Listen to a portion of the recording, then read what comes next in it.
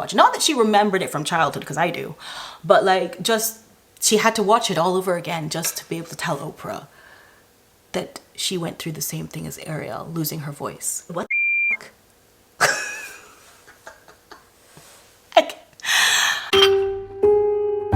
Hello everyone, and welcome back to my channel, Leilani of Barbados. Yes, I am from Barbados, a Commonwealth country. I have a white dad and a black mom, just like Meghan Markle. And I came into this interview definitely thinking that I had a side, but something happened within this interview, probably like at the 45-minute mark or somewhere around there, that my brain just started doing something of its own and started to ask a lot of questions. Let's get into it right now. So I first started taking notes when there was that mix-up about who made who cry. So whether it was Kate Middleton or whether it was Meghan Markle. So somebody cried and somehow it got really mixed up. Like Meghan is saying that Kate made her cry, in fact, and she apologized for it. And yet it was publicized that Meghan made Kate cry. But the narrative about, making Kate cry, I think was the beginning of a real character assassination, and they knew it wasn't true. And I thought, well, if they're not going to kill things like that, then what are we going to do?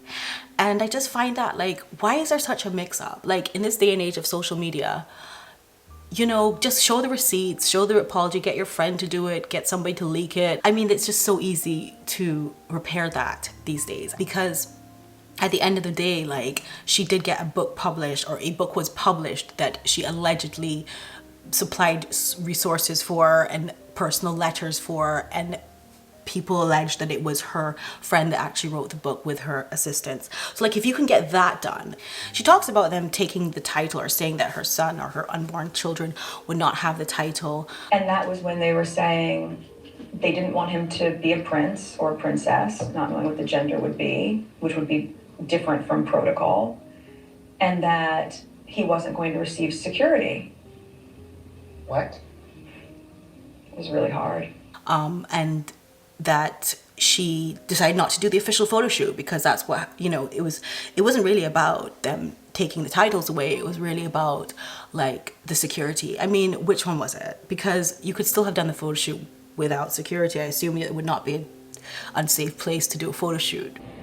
But the idea of our son not being safe, and also the idea of the first member of color in this family not being titled in the same way that other grandchildren would be. The other piece of that conversation is there's a convention, I don't know if it's George V or George VI convention, that when you're the grandchild of the monarch, so when Harry's dad becomes king, automatically Archie and our next baby would become prince or princess or whatever they're going to be. So for you, it's about protection and safety, not so much as what the title means. That's a huge piece of it, but and that having the title gives you the safety and protection. Yeah, but also it's not their right to take it away. But just admit it. I'm vexed. It's obvious. Like, I'm vexed that they didn't let me have my titles for my children when everybody else could get their titles, because it does put your child at disadvantage. It's not fair. It could make him miss out on some opportunities in life and some advantages in life. And like, why should he have to? Because like, his dad is actually Prince Harry. Like, why can't he just have the titles? And like, but just say that. Just say you're vexed about it and you spited them by not doing the photo shoot.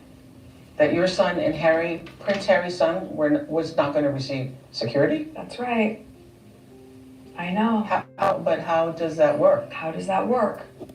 Let's stop talking about security, because like, even Trisha Paytas has security of her own, and all she does is show her nunu on OnlyFans. like, when you and Harry decided that you were not going to take the picture that had been a part of the tradition for years, and we weren't asked to take a picture. That's also part of the spin that was really damaging. I thought, can you just tell them the truth? Can you say to the world, you're not giving him a title and we want to keep him safe? Is it really about security, or is it really about you were upset and you decided to upset them? Because that's fair. All is fair in love and war, So if you're at war, you're at war. But don't go on like, well, because the security was taken away, so I didn't do the photo shoot. I don't see. Anyway. The next thing that comes up that's really the biggest deal in this. And also concerns and conversations about how dark his skin might be when he's born. What? And who is having that conversation with you? She uses the fact that they ask about the skin color of the child, what the skin color of the child will be, as them being racist. And I think it's very dangerous in this time to call people racist. I need you to say what they said. And I know Oprah asked who said that, and she didn't want to answer who said that. I get that. You don't have to say who said that, because although it is important, because I mean it could be a chambermaid. Was it a chambermaid? Was it one of the courtiers? Like, was it somebody high up, low down? Like, was it somebody that just was setting a table and you happened to say, just wonder what color the skin will be? Will it be dark? You know, I mean, I get it, but like, you have to say exactly what they said. Did they say it would be bad if the skin color was dark, or it would be interesting to see the skin color because I've never seen a mixed race child before? Why would they even think the skin would be dark? Like, you literally look like a white woman. So I went through that. My son is 5 years old, and I've for 5 years been talking about mixture and genetics and like how things work. It's just a curiosity people have, and I absolutely think it's about just never being exposed to that before, or they just want to know like how genetics works, you know? So they're just curious about that. It could really just be that, or it could be completely different. But like, they already let you get married. So if they were really concerned about that, they would have stopped you guys from getting married, because obviously you're getting married and you're going to reproduce. And at the very least, I think Harry, who does come in later, could have at least said who didn't say it. Like, it wasn't my grandmother. Don't get excited. Or it wasn't my father, but it was somebody that was still very important to me. Like, I'm not even understanding if it's an important person, and that's really annoying. And I think that's Oprah, again, being the #1 woman in the whole world, again, like, does ask the question, and they don't give her an answer. So there we are. What kind of protection did you want that you feel you didn't receive? I mean, they would go on the record and negate the most ridiculous story for anyone, right? Another thing that started to make me uncomfortable is that I understand nervousness in front of a camera, like, seriously, but like, she keeps saying right, like she ends her sentences with right, and you know, I was all by myself, right? Well, we don't know that, because like, we thought you were there with your husband, who would 100% support you. Like, I don't know this right all the time. I know it's probably just nervousness, or it's like a verbal filler for her. I have verbal fillers too, but like, the right thing, it just makes me feel like she's lying. I don't know why it makes me uncomfy. It just kind of makes me feel like she's looking for validation on something that is completely subjective. And like, when she's just right, it's like, well, it could be wrong. Not really fucking sure. You know, like, the next segment about her being the best asset to the Commonwealth, which is a big part of the monarchy. You see some clips of her dancing in Africa with some children and some little girls and stuff like that. Yeah, you see her dancing in Africa with these little girls that look absolutely nothing like her. But girl, you look white. Like, I'm not even kidding about this. I'm seriously having a problem with this, because I do struggle with this argument. I've been struggling with this argument way before with my mom, because my mom was like, yes, and now there's a black woman in the palace and whatever. And I was like, who? Like, it's what people perceive. And a racist person can perceive her as a white woman. It's possible because she looks like a white woman. If she was running around Africa with a curly afro, because her hair is curly, and the dashiki, and being like, you know, having her mom like literally on her arm the whole time, like, yes, hey, aloha. You know, like, I get it, but like, she's not. And if she walks into a shop, or if she walks into a restaurant or establishment, I've been in Africa, I have been mistaken for African, Ethiopian, and Eritrean. But like, which part of Africa does she look like she comes from, guys? Meet them in our time in the Commonwealth, how much it meant to them to be able to see someone who looks like them in this position. And okay, it's like, what is going on? Like, people don't have eyes? So just because she says, I'm a black woman, or I'm a woman of color, and I'm a mixed race, and I'm all this thing, and so I am an asset, but you look white, so that's not really an asset to like the Commonwealth countries. None of that really matters where I live, because I live in Jersey, which is in the Channel Islands, which is part of the UK, but it's the bailiwick of Jersey. It's a little bit different, and it's a lot of government thing that I have to talk about. I can't explain it right now, but the point is that I'm technically in the UK, and the people in Jersey don't have any racism in my experience, and I can say that because I've traveled extensively, and I have experienced racism extensively. They never had like colonies immigrating to Jersey, or taking their jobs, or flooding their neighborhoods or whatever. So they don't have that racist outlook. So when they see me here in Jersey, they're like, oh my God, where are you from? Oh, Barbados, how is the beach there? You must miss it. It must be so beautiful to come from there. It's such like, oh my God, it's so interesting to meet somebody from Barbados. That's so cool. Like, that's how they are with me here. They're not like, oh, for God's sake, one of those is here, you know? So I've been very, very fortunate, and I appreciate it 100%. But I'm also going to tell you that if she went to any country that had racism or did not have racism, I think that people might think she's from Greece or Italy, or like, I can't understand why we keep talking about her being this representative, because she's really not. When she goes into a restaurant or establishment, I keep repeating myself, she's not going to be treated like Trayvon Martin. Like, she's just not. So let's let that go, please. She talked about reaching out to Diana's friend, and that became her confidant. I'm really happy that she had somebody to reach out to. That's really important, that could understand the press struggle and the hounding of the press and everything. But also, like, Harry has been through that. You know, there was that whole thing about the bodyguard and the redhead bodyguard or whatever. I'm going to insert a clip here. But the press gave him hell, and he could himself identify with that, I think. And lucky her, like, she could really see how he went through a lot of nastiness for the press. And I think that might have also been what motivated him. He was like, yeah, I'm done with this shit. Like, I've been through this shit. Now you're going through this shit. Let's get up out of here. You know, let's go. Okay, then we talk about the depression and the suicidal thoughts and stuff like. It seems to me unbelievable. And if this is the case, this should be a chargeable offense, really. But I can't understand how, in the day and age of Zoom calls, screen sharing, FaceTime, there are apps on your phone that can help you with mental health issues. I mean, you could surely get somebody to come into the palace, sneak them in.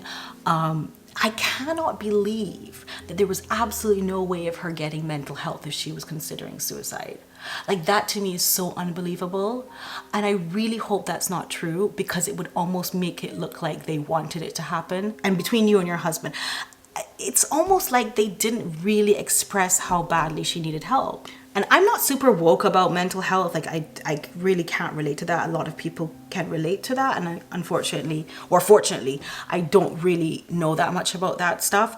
But I do know that help is extremely important. Like, early help is important. So Harry says, like, that he was ashamed to say what it was that she was going through.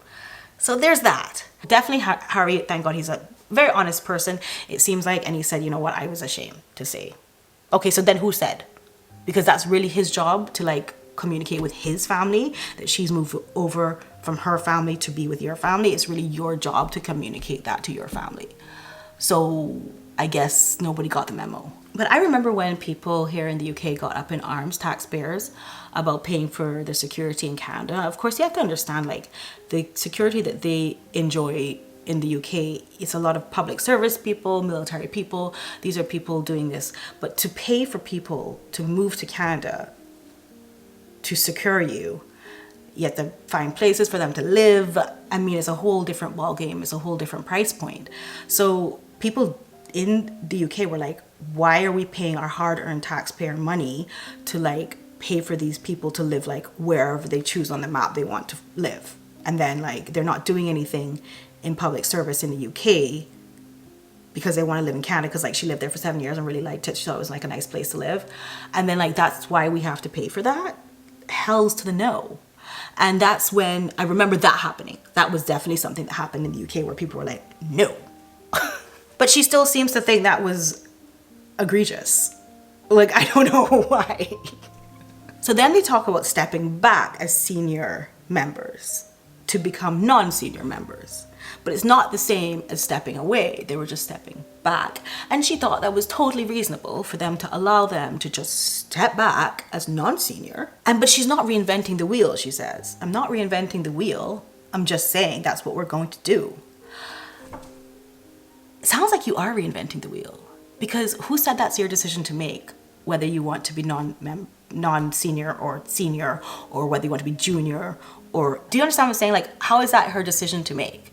Like, maybe this has been something that's gone on for hundreds of years, and this is really how it does work, is that the brother to the future king has to be a senior member. So by saying that, no, there are other people around here, I don't know, I have them in my head, all kinds of different people, you know, some like second, third removed cousins, some like monarchs in some other small countries, like they can be non-senior, so like why can't we be non-senior? No, because that's how it is, and there is protocol, and maybe you are trying to reinvent the wheel. In fact, I can't believe you're unironically saying you're not going to reinvent the wheel when you basically are reinventing the wheel by saying that this is what you should be able to do, like whatever you want to do. They have a role for him, and that's the role. And it's not decided by you. It's probably decided by the Regina, the queen, like, you know. And the big question, why did you leave? And they say that it was because of lack of support from the institution. That's a simple answer. And this is when it starts to get like, the answers are just cut short. Like, that's it. Like, no explanation. I think at one point she says, there's no explanation, right? No, but she says like, there's no explanation. That's it. So how do they explain to you that your son, the grandson, the great-grandson of the queen, is not going to have, he wasn't going to be a prince? How do they tell you that? And what reasons did they give? And then say, and so therefore you don't need protection. There's no explanation. Like, no, you're here with Oprah Winfrey. Like, give us an explanation, paint us a picture, maybe provide some receipts. The delivery was good, but it wasn't enough information.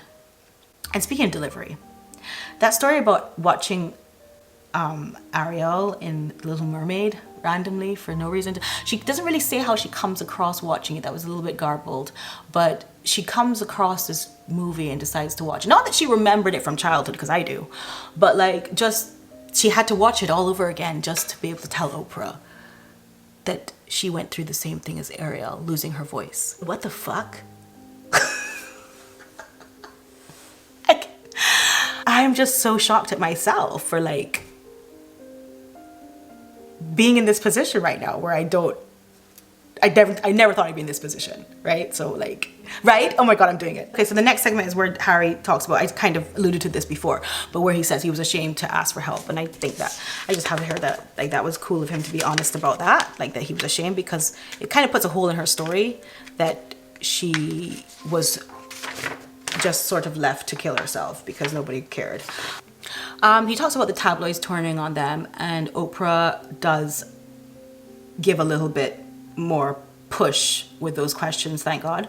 The thing about the press is that I don't know if Americans are going to see it like this because they don't know, but the press loves the Queen. They love the monarchy. It's one of the things that unite the people of the United Kingdom, especially England. They really love this is a big part of even their tourism. It's a big part of their culture. Therefore, like, they wouldn't really turn on them for no reason. And maybe there is a reason and they didn't say it, but to just say the press turned on us, because that's what they do with the royal family. They just hate us. Like, it's the opposite. It's absolutely the opposite. And it is true that if the Queen had come forward and said, please don't call my grandson a monkey, I'm your queen, don't do me that.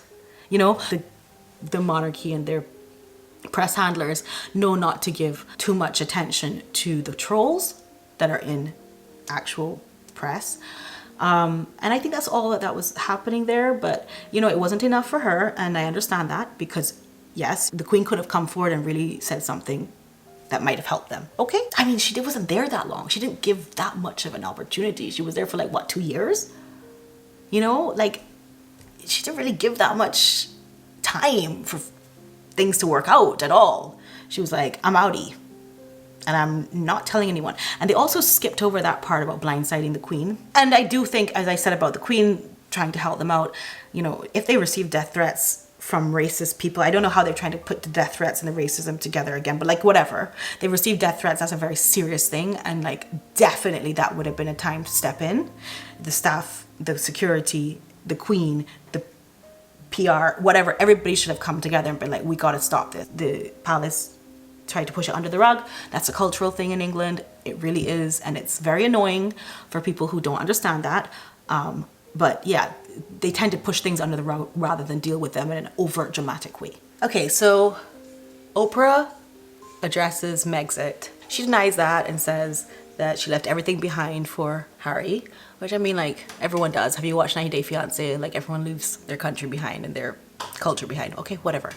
But fair enough, but she does have the right to change her mind if she comes over to their culture and their country and decides like she can't hack it. Yeah, okay, fair enough. She can change her mind. I do think they should have trained her though, because then she would have more respect for the monarchy and just have an education as to how it works.